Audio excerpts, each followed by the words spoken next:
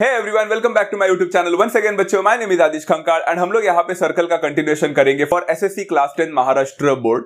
बच्चों हम लोग को अभी ये सर्कल खत्म होने आया है एंड टॉपिक्स भी अभी बहुत सारे सिंपल बचे हैं। तो हम लोग ने लास्ट टाइम जो पढ़ा था वो theorem of internal and external division of chords पढ़ा था। अगर आप लोग ने वो सेशन अब तक नहीं देखा है तो प्लीज जाकर देख लेना, बिकॉज आज का जो सेशन हम लोग पढ़ने वाले और एक थियरम पढ़ने वाले यहाँ पे हम लोग, वो थियरम है ना बच्चा, ऑलमोस्ट उस थियरम जैसा ही लगता है, थोड़ा बहुत क्यों ना सही, बट वो उससे ही रिलेटेड लगता है। अगर आप लोग को वो वाला टॉपिक आ जाएगा तो ये वाला टॉपिक तो एकदम अच्छी तरह से आ जाएगा। एंड बिलीव मी, उस टॉपिक से ये वाला टॉपिक उल्टा ज्यादा इजी लगता है, बट हाँ उसके लिए पहला वो वाला टॉपिक पढ़ना ज्यादा इंपॉर्टेंट है। The topic is theorem of internal division of chords and external division of chords.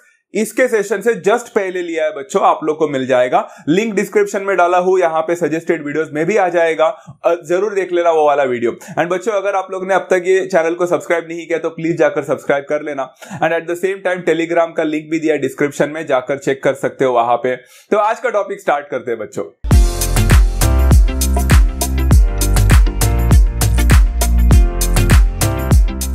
तो बच्चों the topic that I am going to talk about is, और एक थियरम है यहाँ पे एंड उस थियरम का नाम है टेंजेंट सीकेंट सेगमेंट्स थियरम। बच्चों टेंजेंट सीकेंट सेगमेंट्स थियरम क्या होता है ये समझने से पहले ये थियरम का नाम समझना बहुत इंपॉर्टेंट है। एंड ये थियरम में ही सब कुछ देके रखा है। पहले दिया है टेंजेंट, फिर बोला है सीकेंट एंड उसके बाद में बोला है सेगमेंट्स थियरम।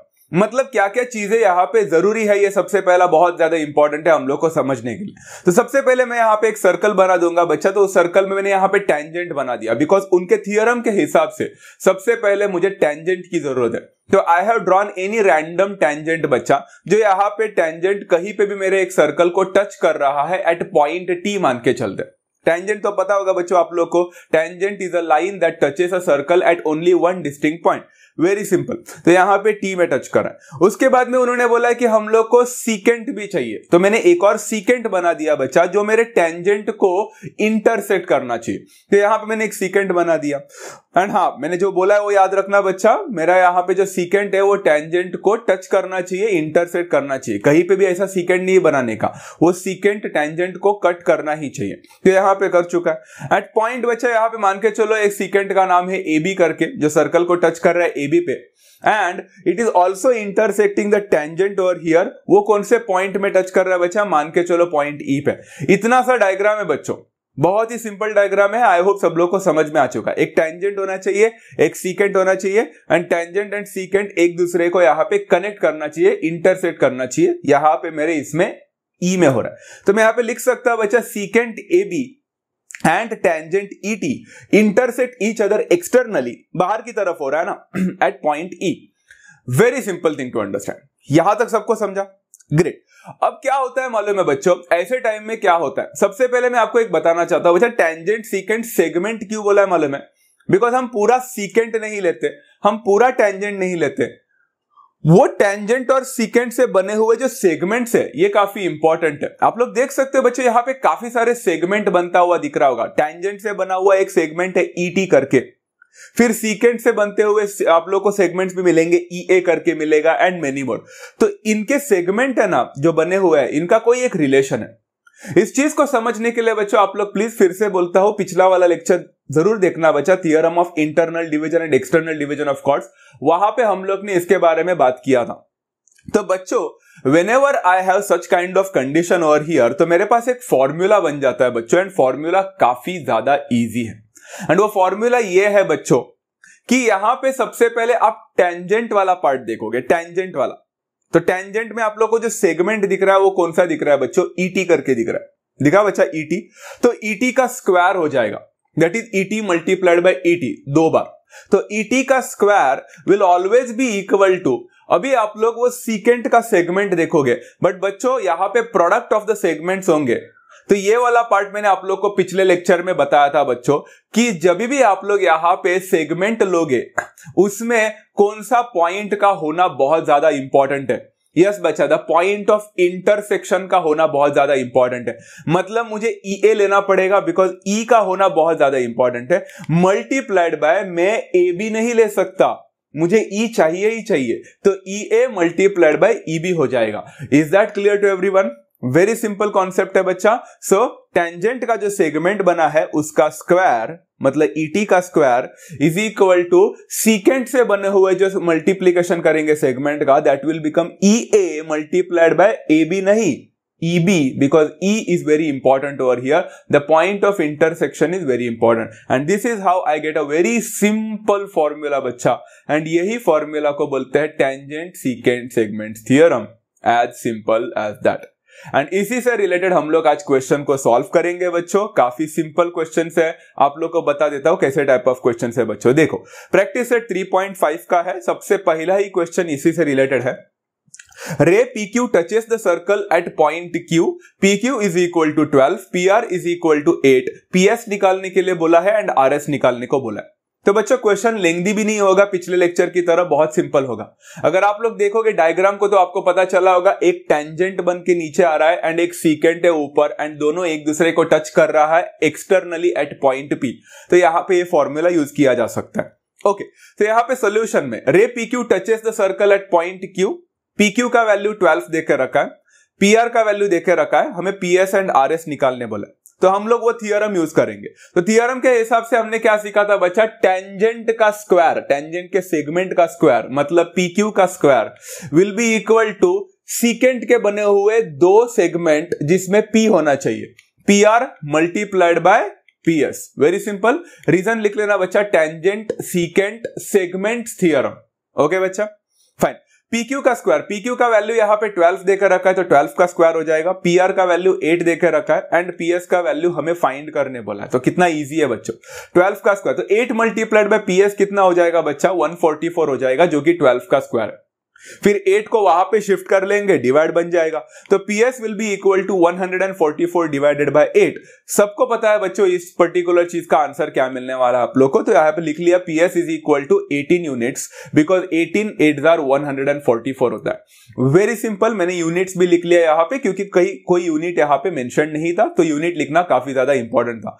वेरी सिंपल, तो PS is equal to 18 units मिल गया, it was as simple as that. But यहां पे PS होकर हम लोग को रुकना नहीं है, उन्होंने एक और सवाल पूछा है यहाँ पे, वो है RS का वैल्यू निकालने के लिए। अगर आप लोग डायग्राम में देखोगे तो आपको पता चलेगा RS वैल्यू निकालना तो बाएं हाथ का खेल है एकदम, ठीक है, बहुत सिंपल सा। तो मतलब अगर हम लोग बात करेंगे यहाँ पे तो RS कैसे निकाल सकते हैं, वी कैन राइट PS जो कि सबसे बड़ा सेगमेंट है, that is actually equal to छोटा segment PR plus another segment RS, and इसका रीजन है बच्चा बिटवीननेस P'(R')S। यहाँ पे PS का वैल्यू आपको पता है जो कि आपको अभी मिला है 18, PR का वैल्यू यहां पे क्या है वो भी देखे रखा है 8, तो RS का वैल्यू तो चुटकी भर में मिल जाएगा, एंड RS का value will be equal to 18 minus 8। चाहो तो एक स्टेप और लिख सकते हो, आपको मिलेगा बच्चा 10 units, and this is how you have started this question and completed this question with in 3 minutes of time. अब बोलो बच्चों, अगर एग्जाम में ऐसे टाइप ऑफ क्वेश्चंस आते हैं तो don't you think this will be an advantage for you all guys. तो इसलिए बोलता हूं ये काफी इंटरेस्टिंग एंड सिंपल से टॉपिक्स है बच्चों, इसको अच्छी तरह से समझना। आपके सर्कल चैप्टर में ये सारे टॉपिक्स को उल्टा लास्ट में डाले हैं, तो बेसिकली चैप्टर में लास्ट वाले टॉपिक्स हमेशा डिफिकल्ट डाला जाता है, बट यहां पे कुछ उल्टा ही है। चलो अगर हम लोग एक और क्वेश्चन लेंगे बच्चा, प्रैक्टिस सेट 3.5 का one more question, and that is question number 3। तो वो बोलता है कि O is the center of the circle and B is a point of contact. Segment OE is perpendicular to segment AD. AB is equal to 12, AC is equal to 8. Then find sum of the things. सबसे पहला निकालने बोला है AD, second चीज निकालने बोला है DC, and third चीज निकालने बोला है DE। अगर आपको लगता है कि ये क्वेश्चन में तीन सब क्वेश्चन है, मतलब ये क्वेश्चन लेंथी हो जाएगा, नो बच्चा, आज का सेशन ही इतना सिंपल है कि इसमें कोई लेंथीनेस नहीं है, बहुत सिंपल है। चलो ये डायग्राम को देखकर थोड़ा डर इसलिए लग रहा है बिकॉज वहां पे OE परपेंडिकुलर वाला पार्ट आ चुका है। थोड़ी देर के लिए वो OE परपेंडिकुलर वाला पार्ट को निकाल देते हैं, तो डायग्राम को अच्छी तरह से देखो तो आपके पास ऊपर एक टेंजेंट जाता हुआ दिख रहा होगा एंड नीचे एक सीकेंट आता हुआ दिख रहा होगा। मतलब यहां पे वो फिर से फॉर्मूला यूज कर सकता हो, tangent secant segment theorem. Very good. O is the centre of the circle, B is the point of contact. चलो उस सारी चीजों को अभी फिलहाल के लिए रहने दो। सबसे पहला AD को निकालने बोला है, तो यहां पे मैं फॉर्मूला यूज कर सकता हूं बच्चा। First of all I will say tangent का जो सेगमेंट है उसका स्क्वायर मतलब AB का square will be equal to यहां पे दो सेगमेंट ऐसे लेना है जिसमें पॉइंट ऑफ इंटरसेक्शन का होना जरूरी है, मतलब AC हो जाएगा मल्टीप्लाइड बाय CD नहीं होगा, AD हो जाएगा। वेरी गुड बच्चा। एंड यहां पे लिख सकते हो tangent secant segments theorem, very simple. चलो AB का स्क्वायर चाहिए, क्या AB का वैल्यू देके रखा है? हाँ 12 का square is equal to AC का वैल्यू 8 देके रखा है मल्टीप्लाइड बाय AD का वैल्यू पूछा। डोंट यू थिंक बच्चा ये पर्टिकुलर सेम टू सेम, अभी हम लोग ने वैल्यू भी सेम थे, 12 का square is equal to 8 multiplied by AD, values are also the same. तो यही आंसर आप लोग को उधर जो मिला है उधर इधर मिलने वाला है। मतलब बच्चों 8 multiplied by AD will become 144, therefore AD will become 144 divided by 8.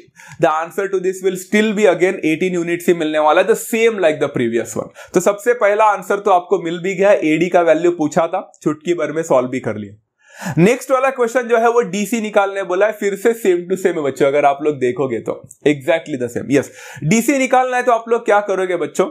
I can say the entire segment AD is actually made up of AC plus the DC, and इसका रीजन है A', C', D बिटवीननेस। यहां पे AD का value देके रखा है बच्चा, हम लोग ने अभी फाइंड किया है, दैट इज 18।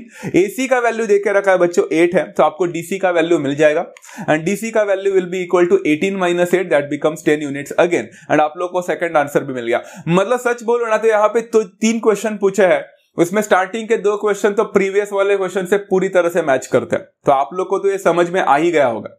जो थर्ड वाला पार्ट है ना, वो मेरा फेवरेट टॉपिक है, जिसको सच बोलो तो आप लोग ने 9th स्टैंडर्ड में पढ़ा था, बट अभी आप लोग ने फिर से पढ़ा होगा इस चीज को, तो आपको पता होगा। इस चीज को समझाने के लिए बच्चों यहां पे जरा ध्यान से देखना। क्वेश्चन नंबर 3 क्या बोलता है? Segment OE is perpendicular to segment AD, जो कि गिवन था वहां पे। ऊपर देखो बच्चों, सेगमेंट OE जो है वो AD के साथ परपेंडिकुलर था।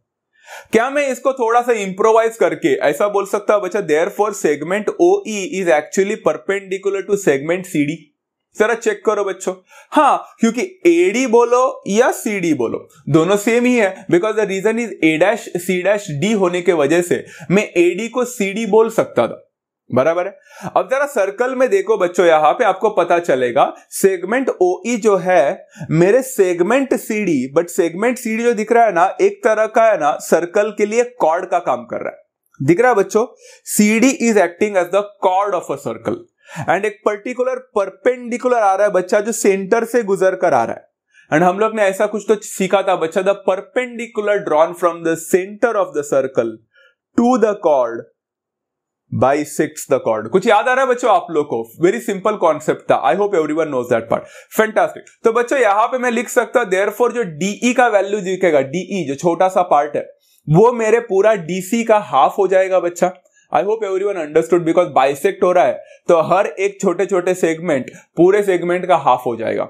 वेरी सिंपल है, इसका रीजन पूरा लिख लेना बच्चा, the perpendicular drawn from the centre to the chord bisects the chord. अब बच्चों यहाँ पे D का value is equal to half multiplied by DC बोला है, बट DC का वैल्यू हम लोग को सेकंड वाले में मिला था बच्चों, देखो जरा अच्छी तरह से। यस, तो DC का वैल्यू हमें कितना मिला था? That was actually 10।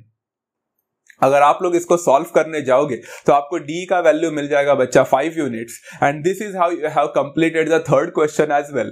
जो चीज बहुत डिफिकल्ट लग रहा था एक टाइम तक, उसका लॉजिक अगर आपको पता था तो this question was one of the most easiest questions to go for, and it was as simple as that. Simple है बच्चों, बहुत इजी ना, खत्म भी हो गया। चलो let's take one more question. I think आप लोग आज क्वेश्चंस ले सकते हो, बिकॉज क्वेश्चन काफी सिंपल है। प्रॉब्लम सेट का लिया है बच्चों, प्रॉब्लम सेट 3 का है। Question number 18, P is the point of contact. आपको दिख रहा है बच्चा यहाँ पे P is the point of contact बोला है, मतलब जाहिर सी बात है अगर टेंजेंट जाएगा तो पॉइंट ऑफ कॉन्टैक्ट तो मिलेगा। एंड वहां पे ऊपर सीकेंट भी जा रहा है, एंड दोनों एक दूसरे को इंटरसेक्ट कर रहा है एट पॉइंट O। हमें फाइंड करने बोला है सबसे पहला, if major of arc PR is equal to 140 degree, angle POR is equal to 36 degree, find major of arc PQ। Okay, second चीज निकालने बोला है, OP is equal to 7.2, OQ is equal to 3.2, find OR and QR. Okay, and third निकालने बोला है, OP is equal to 7.2, OR is equal to 16.2, find QR. Okay, तो हम लोग सॉल्यूशन स्टार्ट करेंगे। सबसे पहले बच्चों I would like to tell you one thing, ये क्वेश्चन काफी सिंपल है, but one thing to make sure of this particular thing कि आप लोग को यहाँ पे डेसिमल्स काफी सारे चीजें दिख रही है, एंड एक क्वेश्चन आप लोग को सिर्फ तभी डिफिकल्ट लगेगा जिस बच्चे को नॉर्मल एक अरिथमेटिक मैथमेटिक्स जो होता है ना, सॉल्व करने का तरीका होता है, स्क्वायर्स एंड डिवीजन, वो वाला पार्ट अगर नहीं जमता है ना, कैलकुलेशन में प्रॉब्लम्स होते हैं ना, तो उनको थोड़ा डिफिकल्ट जा सकता है। तो प्रैक्टिस करना बहुत ज्यादा इंपॉर्टेंट है। अदरवाइज कॉन्सेप्चुअल देखेंगे ना, कॉन्सेप्चुअल वाइज तो बहुत सिंपल टॉपिक है। ओके, सबसे पहला P is the point of contact बोला है, एंड यहां पे बोला बच्चा मेजर ऑफ आर्क पीआर का वैल्यू देखे रखा है, एंगल पीओआर देखे रखा है, and major of arc PQ निकालने बोला। बच्चों अगर आप लोग देखोगे तो सबसे पहला जो क्वेश्चन है ना, वो ना इस सेशन से रिलेटेड है, ना पिछले सेशन से रिलेटेड है, वो पिछले के पिछले सेशन से रिलेटेड है बच्चों, जहां पे मैंने आप लोग को पढ़ाया था एक टॉपिक कॉल्ड एज कि कॉर्ड्स जो है, अगर मुझे मेजर ऑफ एंगल निकालना है with the vertex lying outside the circle. आपको याद है बच्चा, ऐसा एक कॉन्सेप्ट हम लोग ने पढ़ा है, उसका भी लिंक डिस्क्रिप्शन में डाल दूंगा बच्चा, यहाँ पे सजेस्टेड में आ जाएगा, उसको भी अच्छी तरह से देखना।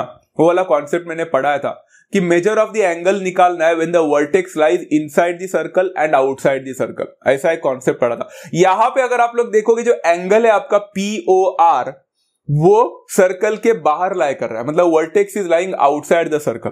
तो उसका हमने एक फॉर्मूला पढ़ा था बच्चों, वो फॉर्मूला आपको फिर से बता देता हूं। एंगल POR जो कि बाहर लाई कर रहा है is actually equal to half of the intercepted arcs जो है यहां पे उसके सब्ट्रैक्शन। तो अगर आप लोग देखोगे POR जो है, POR वो यहां पे दो आर्क को इंटरसेप्ट कर रहा है, खा रहा है। तो सबसे पहला आर्क जो दिख रहा है आप लोग को, वो दिख रहा होगा बच्चा PR करके दिख रहा है आप लोग को, देखो ना, एंगल ने PR को भी ले लिया, at the same time PQ को भी ले लिया। दिख रहा है बच्चा आप लोग को, दो है, जॉइंट है आर्क, बट दो अलग अलग आर्क दिख रहा है, एक PR दिख रहा है, एक PQ दिख रहा है। तो ये दोनों का सब्ट्रैक्शन होगा। When the vertex lies outside it's always the subtraction. तो यहां पे आ जाएगा major of arc PR minus major of arc PQ। क्यों ऐसा किया? बिकॉज PR बड़ा था एंड PQ छोटा था, तो PR माइनस PQ हो जाएगा। Very simple, is equal to बच्चों से यहां पे एंगल POR का वैल्यू देखे रखा है, दैट इज 36, क्वेश्चन में दिया है। Half of major of arc PR देखे रखा है, absolutely 140, minus major of arc PQ, वही फाइंड करने बोला है। क्वेश्चन काफी सिंपल हो गया। चलो इस 2 को वहां पे शिफ्ट कर लेना बच्चा, 72 हो जाएगा, because 36 2 72, 140 minus major of arc PQ। अब minus major of arc PQ को वहां पे लेके जाना, तो major of arc PQ will be equal to 140 minus 72। Simple question है बच्चा, 140 माइनस 72 कितना होता है? 68 होना चाहिए। तो यहां पे major of arc PQ will be equal to 68 degree, and आपको सबसे पहला आंसर तो मिल भी गया। वेरी सिंपल कॉन्सेप्ट बच्चों। सर्कल एक ऐसा टॉपिक है जहां पे सिर्फ एक ही कॉन्सेप्ट से रिलेटेड क्वेश्चन नहीं पूछे जाते, बहुत सारे कॉन्सेप्ट का कॉम्बिनेशन होता है, तो सब कुछ पढ़ना बहुत ज्यादा इंपॉर्टेंट है। चलो सेकंड वाला क्वेश्चन था ना बच्चा, वो काफी इजी है, बट सिर्फ डेसिमल से रिलेटेड है। अगर आप लोग देखोगे यहां पे, तो उन्होंने बोला है OP का वैल्यू देके रखा है, OQ का वैल्यू देके रखा है, तो हमें वही थियरम फॉर्मूला यूज करना पड़ेगा। चलो सबसे पहला, टेंजेंट का सेगमेंट मतलब OQ उसका स्क्वायर, सॉरी OP उसका square is equal to OQ multiplied by OR। Very simple, इसका रीजन है tangent secant segment theorem. OP का वैल्यू देके रखा है, तो 7.2 का स्क्वायर हो जाएगा। OQ का वैल्यू 3.2 है, मल्टीप्लाइड बाय QR का value, I am sorry QR बाद में निकालना है, OR का वैल्यू पहले, तो OR आ जाएगा। Very simple. चलो 7.2 का स्क्वायर कितना होता है, ये वाला पार्ट मैं आप लोग के ऊपर छोड़ रहा हूं। चेक करो कि आप लोग को यहाँ पे 3.2 मल्टीप्लाइड बाय OR जो है वो 7.2 का स्क्वायर 51.84 मिल रहा है कि नहीं, चेक करना बच्चा जरूर, 51.84 मिलना चाहिए। ओके चलो, अभी यहां पे मुझे अगर OR का वैल्यू निकालना है तो डेफिनेटली 51.84 के साथ डिवाइड होगा मेरा 3.2। मैंने आपको बोला था ना बच्चों, क्वेश्चन यहां पे डिफिकल्ट बन जाता है। तो देखो डेसिमल है, बट बच्चों सबको पता है कि इस डेसिमल को हटाने के लिए मुझे क्या करना पड़ेगा। बच्चों ऊपर 2 डेसिमल है, नीचे 1 है, तो ऊपर के 2 डेसिमल निकालने के लिए मुझे 100 से मल्टीप्लाई करना पड़ेगा। So I am going to multiply and divide by 100। ऊपर बन जाएगा 5184, एंड नीचे अगर मैं 100 से मल्टीप्लाई करता हूं तो वो 32 नहीं बनेगा, 320 बन जाएगा। वेरी सिंपल है। अब सारे डेसिमल तो हट गए हैं बच्चों, इसको आराम से सिंप्लीफाई करते रहना बच्चा। सच बताओ तो मैं यहाँ पे स्पून फीडिंग नहीं करूंगा, आप लोग को सारे कैंसलेशंस नहीं बताऊंगा। सच बताओ तो हम लोग ये सब 6 स्टैंडर्ड 7 स्टैंडर्ड से पढ़ते आ रहे हैं। So it's been quite a long time we are learning all this things. आपको थोड़ा बहुत मेहनत खुद से भी करना पड़ेगा बिकॉज एग्जाम में you have to deal all this things on your own. तो 5184 डिवाइडेड बाय 320 अगर आप लोग कैंसलेशन करते जाओगे तो आपको जो आंसर फाइनल आंसर मिलेगा वो ओआर का वैल्यू जो मिलेगा वो डेसिमल में मिलेगा and that will B 16.2 units. जरा चेक करना बच्चा क्या आप लोग को यही आंसर मिला है कि नहीं, अगर मिला है तो बेस्ट है बच्चों, फैंटास्टिक। 16.2 यूनिट्स मिला तो हम लोग को फर्स्ट ऑफ ऑल उन्होंने ओआर का वैल्यू निकालने बोला था, मैंने निकाल लिया। बट उन्होंने सिर्फ ओआर नहीं पूछा था, वहां पे उन्होंने हमसे क्यूआर भी पूछा था। अब क्यूआर जो पूछा है उन्होंने, तो क्यूआर यहां पे अगर आप लोग देखोगे तो आराम से निकाल सकते हो क्यूआर का वैल्यू।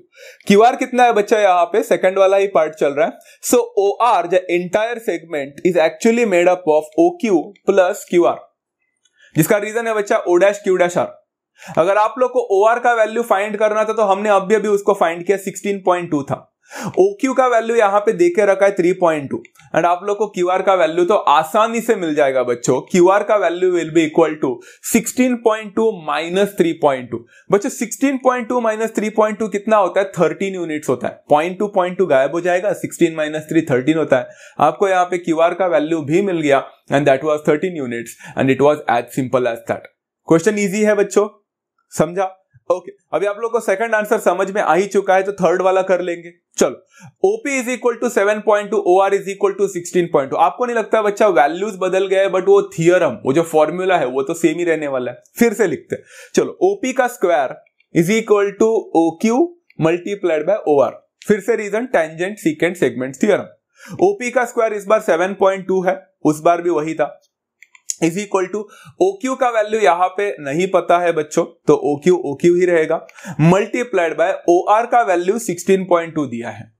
अब यहां पे बच्चों OQ multiplied bye 16.2 will become 7.2 का स्क्वायर, जो लास्ट टाइम भी हमें क्या मिला था, 7.2 का स्क्वायर 51.84 मिला था। यहां पे बच्चों OQ का value will become 51.84 divided by 16.2। बच्चों एक राज की बात बताता बच्चा, वैसे तो ये राज की बात नहीं है, मजाक कर रहा हूं। यहां पे अगर आप लोग देखोगे ना, लास्ट टाइम हमारा 51.84 को मैंने 3.2 से डिवाइड किया था तो मुझे आंसर 16.2 मिला था, याद है? एंड यहां पे बच्चों 51.84 को मैं 16.2 से डिवाइड कर रहा हूं तो जाहिर सी बात है बच्चा आप लोग लॉजिक यूज कर सकते हो। मुझे क्यों लगता है यहां पे आपको आंसर 3.2 मिलेगा, बट लेट्स सी बच्चों 51.84 और 16.2 को निकालने के लिए आपको 100 से मल्टीप्लाई करना पड़ेगा if you want to remove the decimal. तो 5184 बनेगा डिवाइडेड बाय 1620 बनेगा। नंबर थोड़े बड़े हैं डेफिनेटली बच्चा, थोड़ा निकालने के लिए मुश्किलें होंगी बट 2 को से कैंसिल करते जाना, आप लोग को फाइनल आंसर मिलेगा that will be the decimal. Let's see answer क्या है, OQ इज इक्वल टू मैंने जैसा कहा था 3.2 यूनिट है। तो दैट वाज द लॉजिक बच्चा। अगर आप 3.2 से डिवाइड करते हो तो 16.2 मिलता है, तो जाहिर सी बात है अगर आप उसी नंबर को 16.2 से डिवाइड करोगे तो 3.2 ही मिलना था ना, वेरी सिंपल। चलो तो OQ का वैल्यू यहां पे 3.2 यूनिट्स मिल गया बट उन्होंने हम लोग से OQ का वैल्यू पूछा ही नहीं। They have asked us to find out the value of QR। फिर से betweenness, OR is equal to OQ plus QR, simple. OR का वैल्यू तो आपको पता ही है बच्चों, वो तो देखे रखा है उन्होंने। यहाँ पे OR का वैल्यू है 16.2, OQ का वैल्यू आपने अभी फाइंड किया 3.2 एंड यहाँ पे QR का वैल्यू आपको मिल जाएगा। सो QR का वैल्यू कितना हो जाएगा, 16.2 minus 3.2 the same as that of the previous one. आपको 13 यूनिट्स ही मिलना है यहाँ पे भी and it was again as simple as that. तो देखा बच्चों आप लोगों ने क्वेश्चंस कितने सिंपल है यहाँ पे and I hope everyone has understood everything. Decimal होने के बावजूद भी थोड़ा सा प्रैक्टिस करोगे तो आप लोग को नंबर सॉल्व करना आ जाएगा। बाकी कॉन्सेप्ट में तो कुछ टेंशन ही नहीं है वाला, बहुत ही इजी है। तो इसी हिसाब से अगर आप लोग देख सकते हो कि हम लोग ने पिछले सेशन में जो पढ़ाई किया जो था theorem of internal division of chords and external division of chords, formula पता चला, टॉपिक बहुत सिंपल है। उसके पहले हम लोग ने वर्टेक्स वाला जो पढ़ाई किया, vertex lying inside the circle outside the circle, again the very simple topic. And this time we have learned about another theorem, the theorem called as tangent secant segment theorem, another easy topic. तो आप देख सकते हो circle में तो almost सारे topics कितने simple है, बहुत ही ज्यादा इजी है। आई होप बच्चों आज का सेशन भी आप लोग को समझ में आ चुका रहेगा। यस बच्चों, आप लोग को पता चल चुका रहेगा अब तक। मेरा सेशन यहाँ पे खत्म हो चुका है। इतना सा छोटा टॉपिक था, सिर्फ 3 क्वेश्चन थे इससे रिलेटेड। हाँ, इसका जो थियरम है प्रूफ वाला पार्ट, वो प्रूफ हम लोग एक सेशन ले लेंगे, वहां पे मैं बता दूंगा कि ये थियरम एक्चुअल में आया कैसे था। बट फिलहाल के लिए इतना ही, बस आप लोग के लिए इतने ही क्वेश्चन है टेक्स्ट बुक में, अच्छी तरह से पढ़ना बच्चों। अगर वीडियो पसंद आए तो लाइक करना ना भूलें, share with all your friends and don't forget to subscribe as well. And मिलते हैं बच्चों नेक्स्ट सेशन में, तब तक do take care of your self, love you all, thank you so much and bye.